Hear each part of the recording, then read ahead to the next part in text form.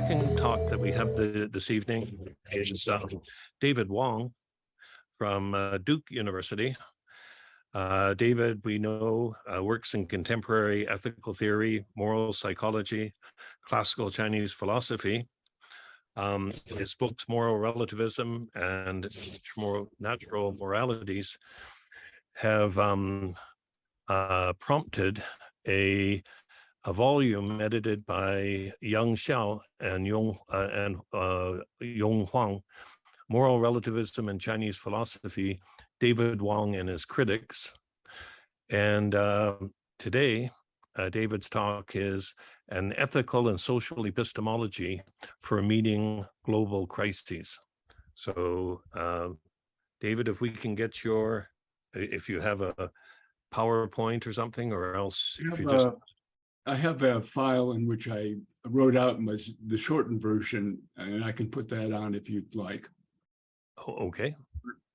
Or you can just look at me. We can do that. You see my... We can see it, yep. Okay. All right, so I propose an alternative to finding substantive action guiding moral principles that would serve as the basis of a global order. I do not deny, and in fact have argued, that people who are rooted in different moral traditions may find important commonalities, and that sometimes people can come together in upholding those commonalities over the value differences and practices that differentiate their ways of life. I do believe there is a moral minimum, for which my co-author has so influentially argued. But moral traditions differ from one another in how they give flesh to the ensemble of values they embody and in the distinctive priorities they assign to those values, even if there is considerable overlap across traditions. The moral minimum alone, even if there is, the moral minimum alone may not suffice to deal with complex problems that force hard choices between different and compelling concerns that people rooted in their traditions may have. So with such a problematic in mind, I would like to explore the resources of Chinese philosophy, Confucianism and Taoism in particular, for addressing the COVID-19 pandemic and climate change.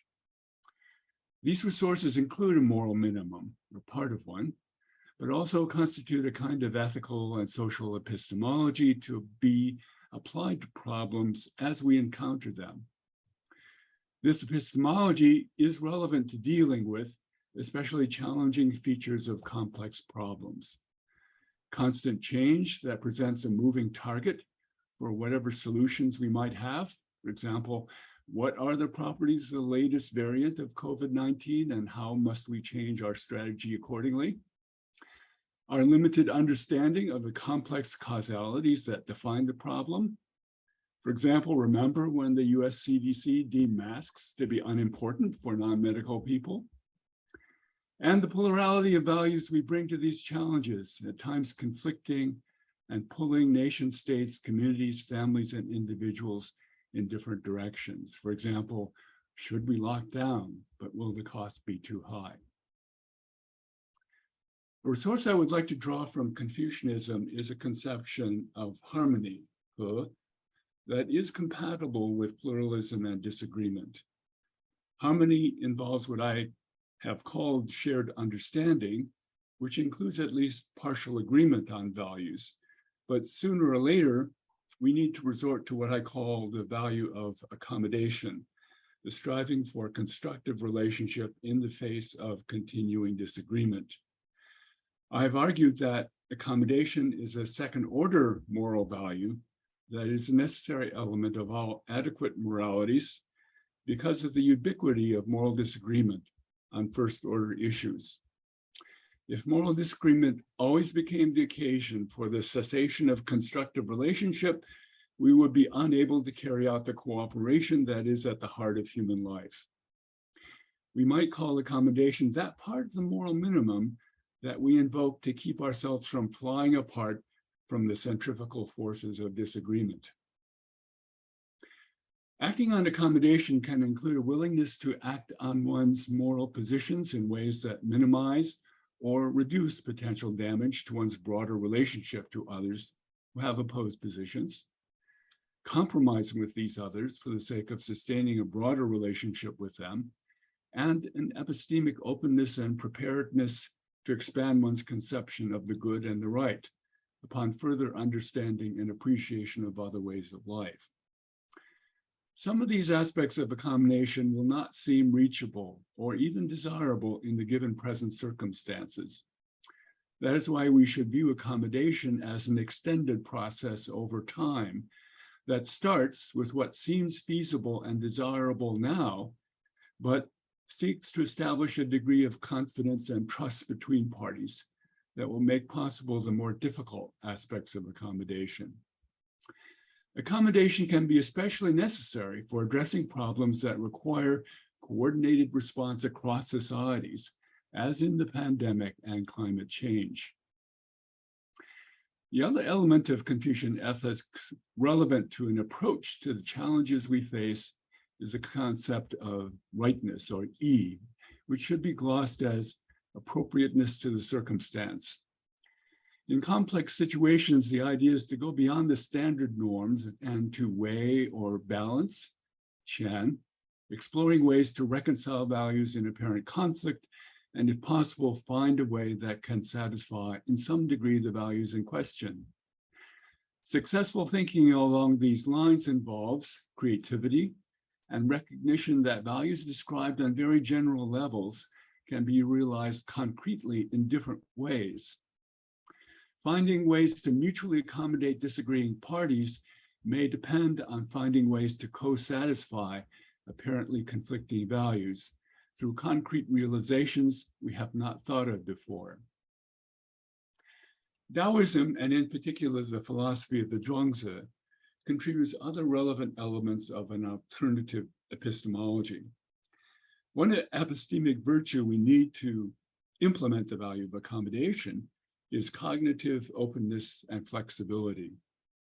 Seeing or conceptualizing alternatives to one's entrenched beliefs and practices is what the Taoist text Zhuangzi is all about, because it emphasizes the perspectival nature of our views of the world. We make sense of the flood of sensory input from the world by organizing it into categories, by giving things and events names in the language of Chinese thought. We select qi from the flood of transformations and happenings to construct what the world is like and to locate ourselves in them. The names we bring to this project can differ.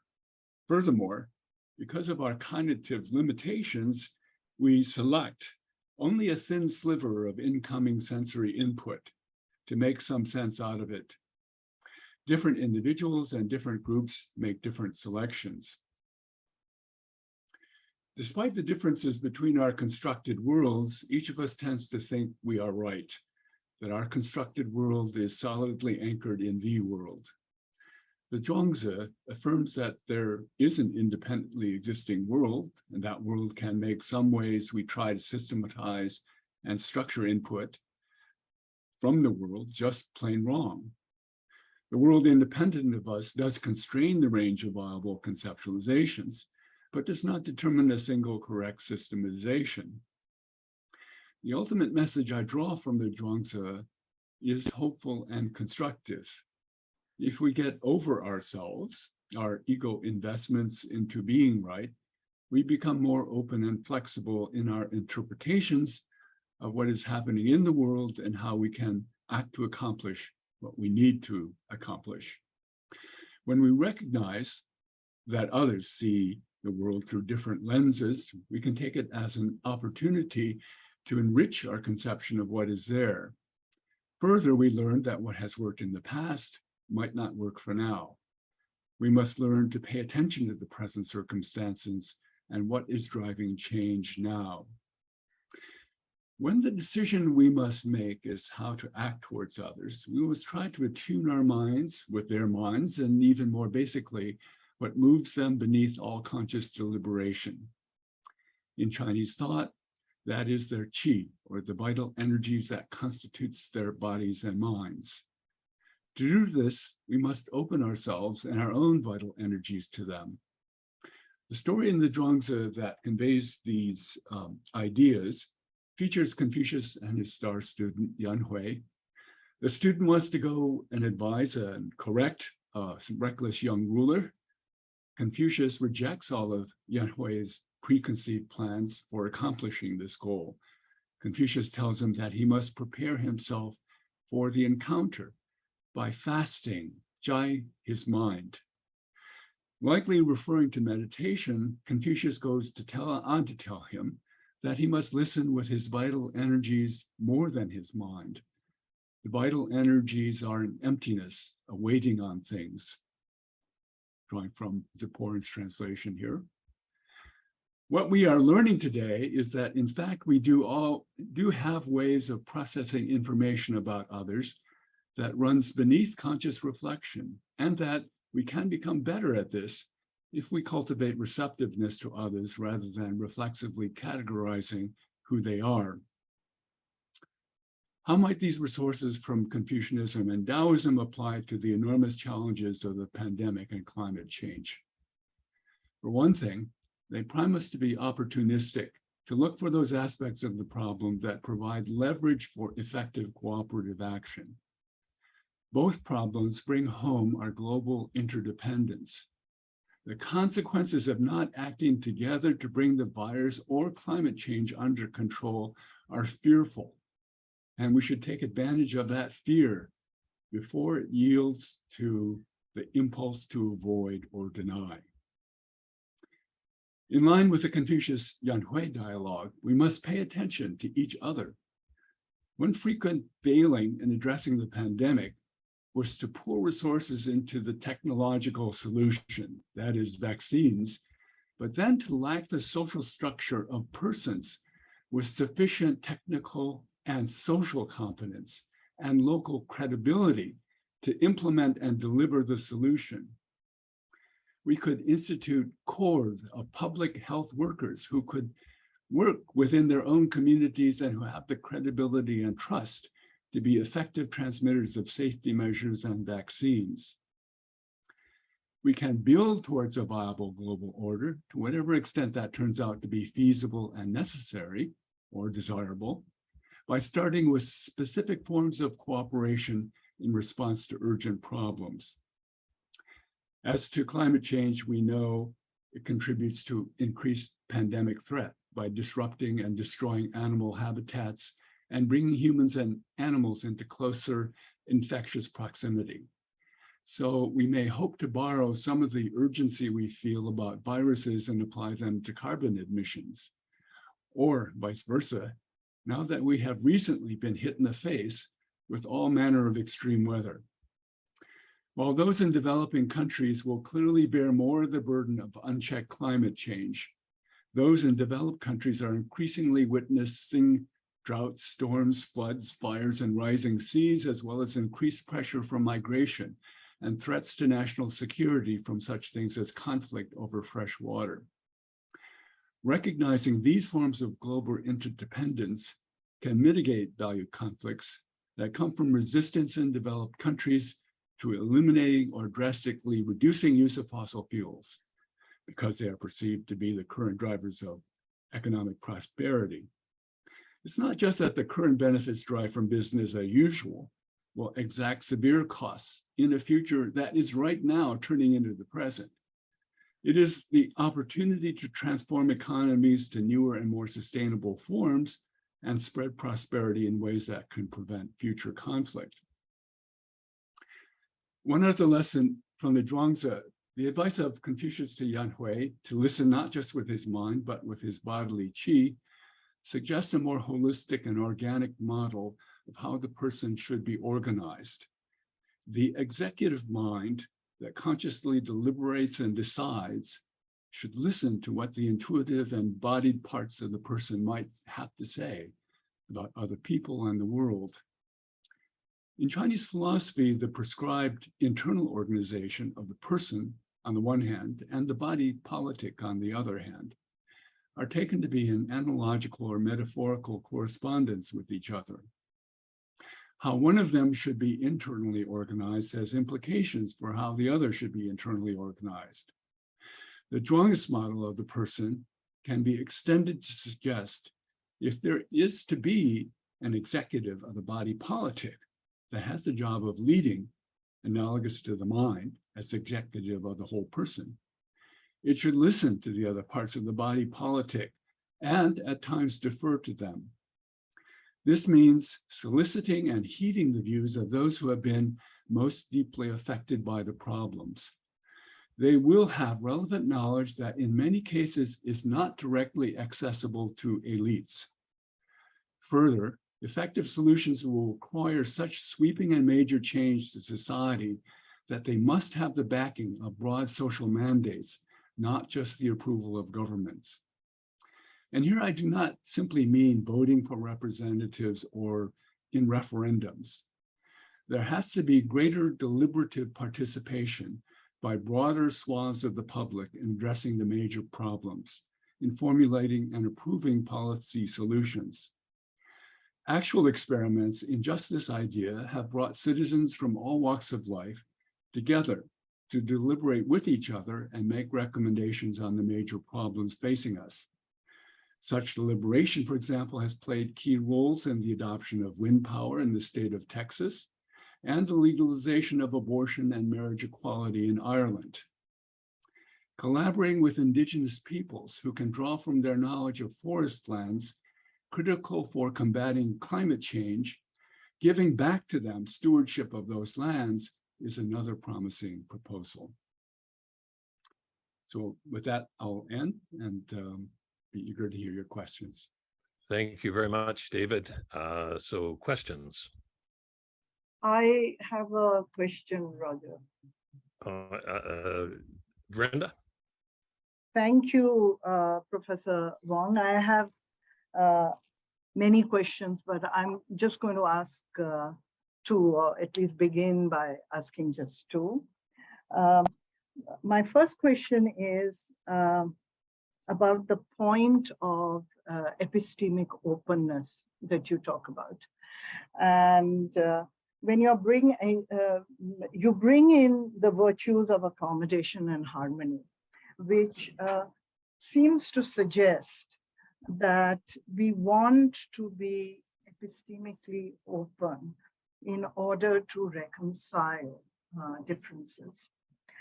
I'm wondering whether there is any place for outright rejection of a different point of view. And the reason I ask this is that how radical can difference be if it can be reconciled or accommodated? So if we are to begin with genuine alterity or real difference, then shouldn't we have a space for rejection and not just reconciliation when we talk of epistemic openness? I guess I'll just stop there. I mean, that's my question. Yes. Thank you for your question, Brenda. In larger work on the concept of harmony and Confucianism, I also make room for disagreement. I think this is implicit in fact, the concept of accommodation. Accommodation is something that's done in the face of disagreement, and one can accommodate others while continuing to disagree with them. One might continue to oppose them on the very issues you disagree with them about. But one way of accommodating with them is saying, well, I'm not rejecting relationship with you entirely. There are other things that we can cooperate on. And in fact, I think that's the nature of cooperation in most realistically conceived human societies. We never completely agree on everything. We have to continue working with each other if we are going to continue by working around that disagreement. Eventually, there may be times when we can close that gap between us, but oftentimes there isn't. And we just have to bracket that fact of disagreement between us. Thank you. Thank you, Vrinda, David. And Vrinda has, as usual, has corrected me that our plan is to allow the panelists to ask the first question. So, Michael, did you have a question? You'd have to open your mic. Yeah. Yeah, I'm very sympathetic to this idea of accommodation, of openness. I'm trying to imagine the language that people would talk in the process of accommodating each other. And I think it would probably be a moral language. But I do have a question similar to the last one. In the United States, one of the big arguments that went on during the pandemic was the demand from many of us that the big pharmaceutical companies give up their patents and allow the vaccines to be produced in other countries by other companies. And we made this argument as a justice argument. And it won approval across wide swaths of American politics, but we didn't win because the power of the pharmaceutical companies who mostly didn't even have to respond to the justice argument, their power was sufficient to defeat us. But I was impressed by how far across many internal American boundaries the justice argument won agreement. But there was no way of organizing a process of negotiation and accommodation with the pharmaceutical companies. What would have been necessary was the coercive power of the government, and our government was too divided to bring that coercive power to bear. Yes, and I think that's to say that any moral conversation we have and the moral arguments we address to each other is going to be conducted in synchrony with politics and the exercise of power as we know it. And there will be times when we have to make a decision as to when we try to exercise power as opposed to simply trying to persuade through moral argument. Of course, we can do both. It sounds like we tried to do both. Well, we didn't really exercise power because, as you say, we were too divided. But that's also the well, I have to say there are many things we could have done that we simply didn't do with the pandemic. And it's been, of course, a very frustrating period to watch all of these things happening and what could have been done but wasn't. Unfortunately, I think it's a feature of our species that we really are only moved to do something until we're quite desperate. And many things we only do until we're quite desperate. And even the extremes we were put in during the pandemic did not suffice for some of the things we should have done. And that's I just have to say, that's us. Thank you, David. Thank you, Michael. Zhang Feng. Right. Thank you very much, Professor Wong, for this very interesting paper. I think the Confucian-Taoist theories of accommodation and pluralism, they are very variable for, as you mentioned, crises in the world, including climate change. But I was wondering if they also have relevance for managing tension between China and the US at the moment. You know, is it relevant for an issue of geopolitics like Sino-American tension? And related, as we all know, the America and China are engaged in quite intense competition across the board. So I'm wondering what have the Confucians and Taoists said about competition and rivalry? Do they also have conceptions or theories about those?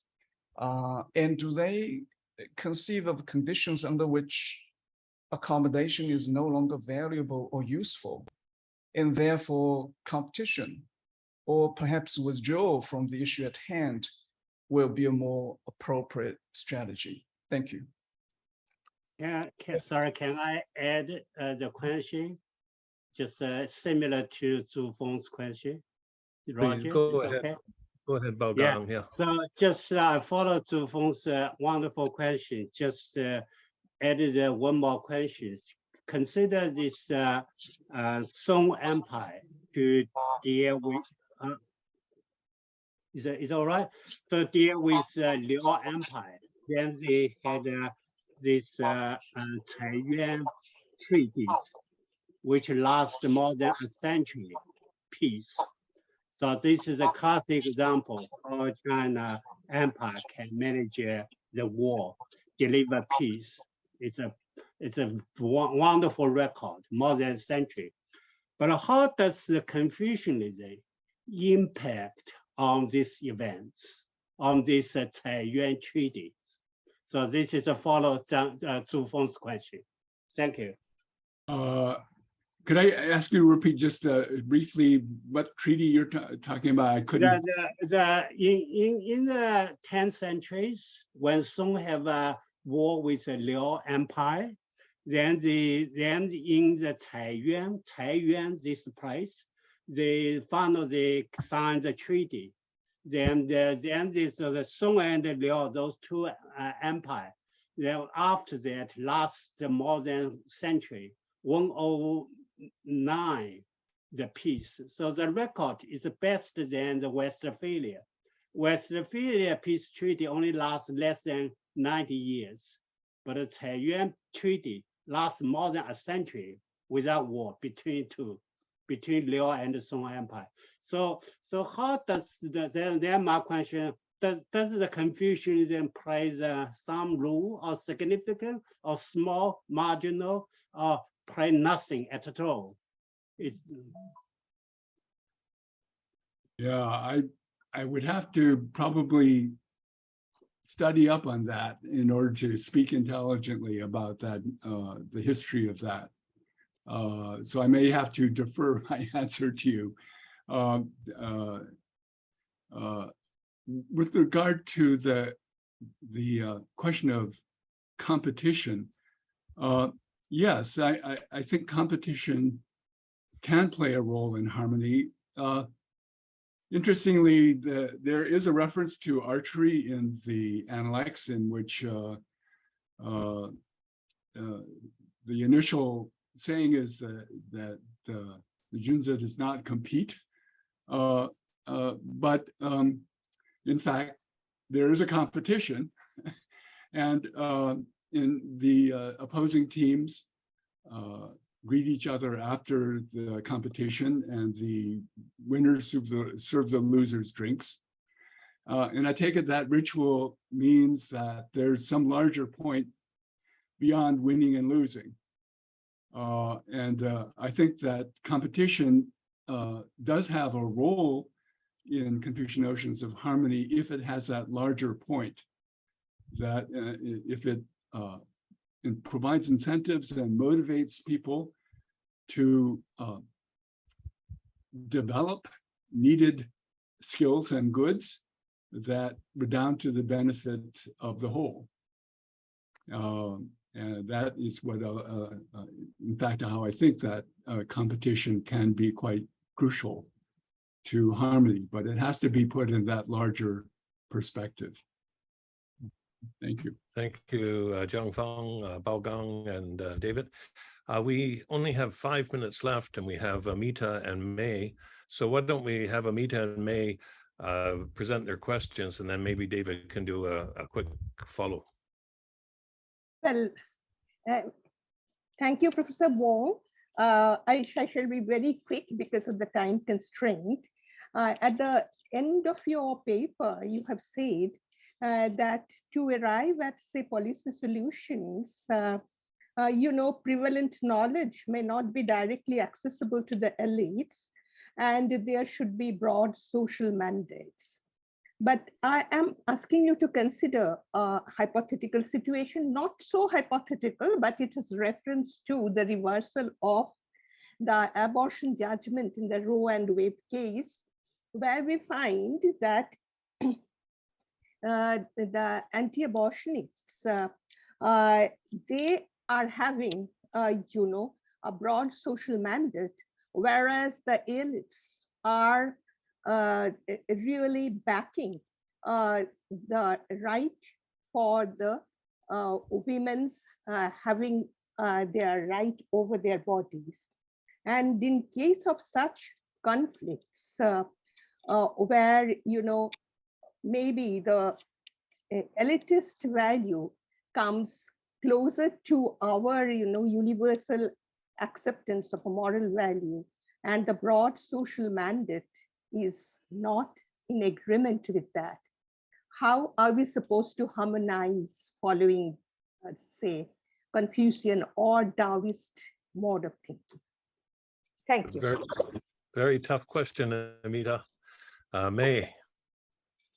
All right, thank you so much, David, for your paper.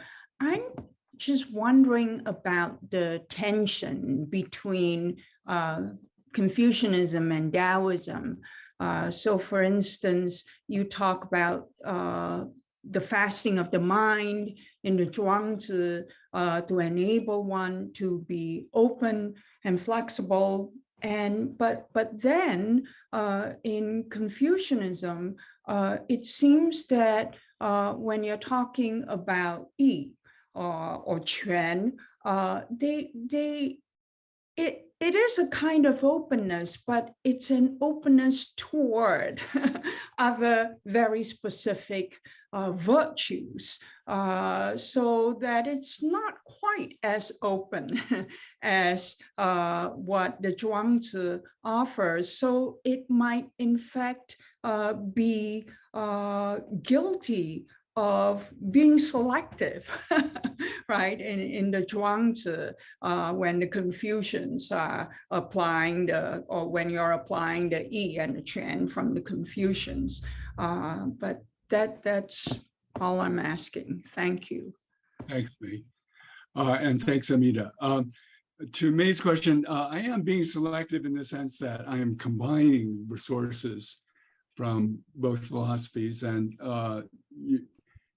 when you do that, you're probably going to have to smooth some of the sharper critiques of Taoism towards Confucianism. And I take responsibility for, as it were, appropriating ideas from both sides, where I'm smoothing both of them to fit together better. With regard to abortion, I think it's really, there's a great divide between the way that most Americans think of it and the way that the debate is carried out in public. The debate in public is much more fractious and antagonistic than the troubled, self-questioning way that I think most Americans view their own positions on abortion. And I think that came out in the Kansas referendum, where in a very conservative state, they voted to preserve a right to abortion. I think I'm not confident that it's going to be result in a broad social mandate, right? But I think more is possible. In fact, if you bring more people to deliberate about this matter, I think that in fact their thoughts are more nuanced and divided, self-divided than is commonly recognized, especially by those who press positions in public. Thank you very much, Mita, May, David.